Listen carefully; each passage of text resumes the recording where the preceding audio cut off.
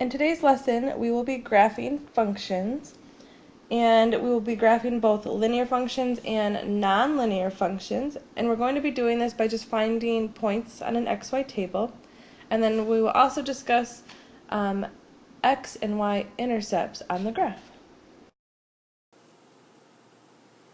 Our first function is negative 1/2 x plus 5, and I've already created a function table, and we're going to choose different values for x. And I would say to get a really good graph to choose at least 5 points, and make sure you choose both negative and positive, and then I usually always choose 0. So for my x values, I picked -4, -2, 0, 2, and 4. And now I'm just going to plug those values into my function and evaluate.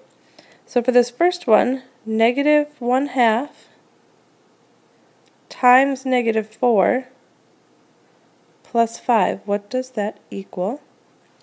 So negative 1/2 times -4 is a positive 2, and positive 2 plus 5 is 7. So that's my first point that I will graph, -4, 7. So here I have filled in the middle column. That column is really just where you can show your work. And when you are doing your homework, you don't need that column unless it helps you to show your work. So middle column not necessary, but it helps keep your work organized. When you plug in -2, you should get 6. When you plug in 0, you should get 5. When you plug in 2, you should get 4, and then when you plug in 4, you should get 3. So now we can graph all of those points. I already graphed -4, 7. So now we have -2, 6, 0, 5, over 2 up 4, and over 4 up 3. Now, once you have all of your points, you can connect them and then extend your graph. And since this graph's a straight line, anytime we have a straight line that has a constant slope, this is a linear function. So we want to distinguish when we have a linear function and when we have a nonlinear function. And then let's look at our x and our y intercepts. Where does it cross the x and the y axis?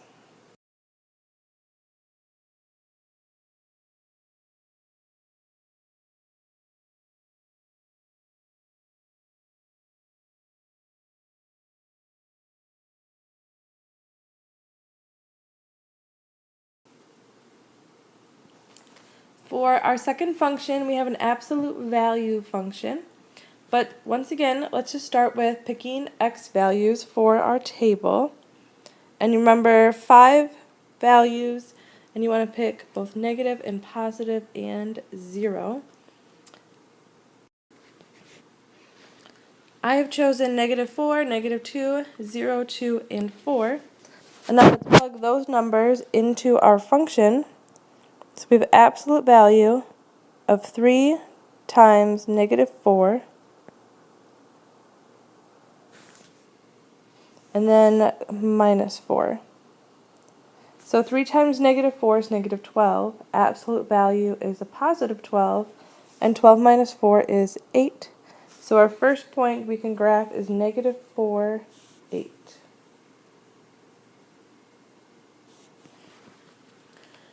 And if you want, you can pause the video and then finish the XY table and then graph your points and see what your graph looks like.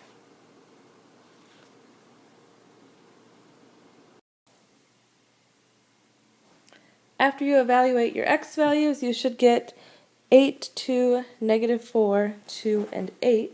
And now graph those points. The absolute value function has some similarities to a linear function. It starts out, it looks linear, but then it comes to a sharp point and then goes the opposite direction. So it creates a V, and the key thing is that it's always at a sharp point. So this starts out looking linear, but it's actually nonlinear. Now, let's look at how many x and y intercepts this function has.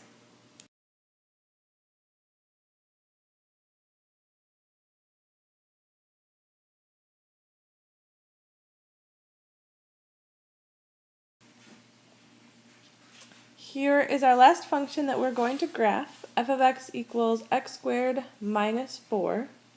Pick your x values, evaluate, get your y values, and graph your function. I chose -3, -2, 0, 2, and 3 for my x values. And then when you are evaluating your function, make sure you are putting your values of x in parentheses. And just make sure you know that -3 squared is a positive 9. And then 9 minus 4 is 5. So do the same thing with -2 and get the rest of your values for y.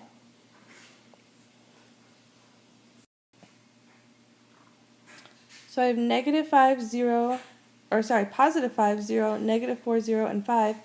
And this is similar to that absolute value function where our values are decreasing and then they go back and they increase. And they're symmetric, so our values repeat. However, when you're graphing, something a little bit different happens. So when you graph your points, it looks like the absolute value function, but this is not absolute value, this is a quadratic function. And when you're graphing, see the line decreases. Instead of a sharp point, it is more of a curve. And then you can extend the graph. It makes this parabola. So, since we've just decided it's quadratic and it doesn't create one constant straight line, we know right away that it is non-linear. And then our last step is to just find our x and our y intercepts.